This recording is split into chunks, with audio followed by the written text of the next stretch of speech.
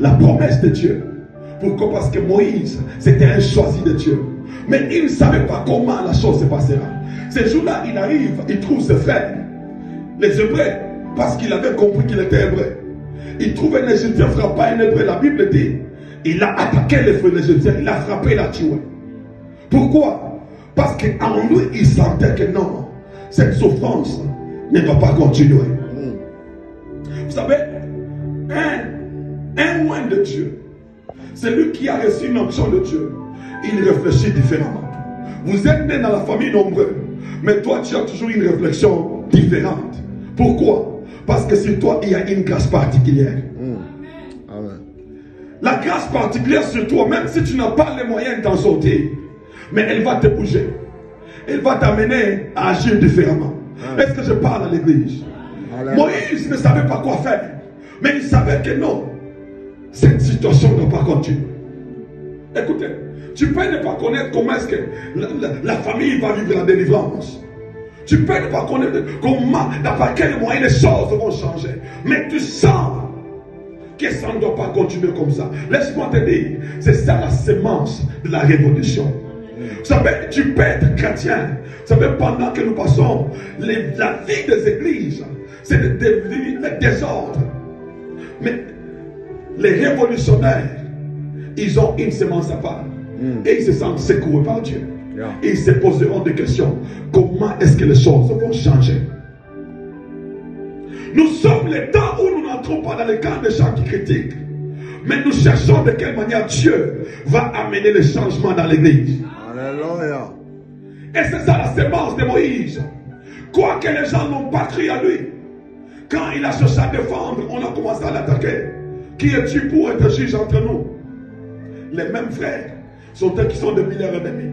Laisse-moi te dire, ma soeur et mon frère, si tu portes quelque chose de Dieu, peut-être c'est la même église où on va te combattre. Ce sont les gens qui sont près de toi, qui seront ennemis de ce que tu portes. Mais laisse-moi te dire, ne perds pas courage.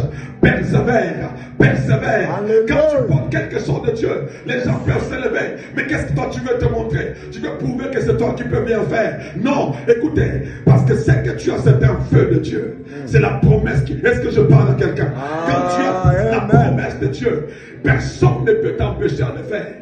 Quand tu portes une grâce, tu portes un talent, tu portes un appel, quelles que soient les agitations autour de toi, tu t'assentiras d'avancer et de continuer. Laisse-moi te dire, persévère parce que ton Dieu t'attend. Alléluia. Amen. Moïse, on l'a combattu. Finalement, il a compris que non, ça ne tiendra pas. Il est parti chez les Madianites.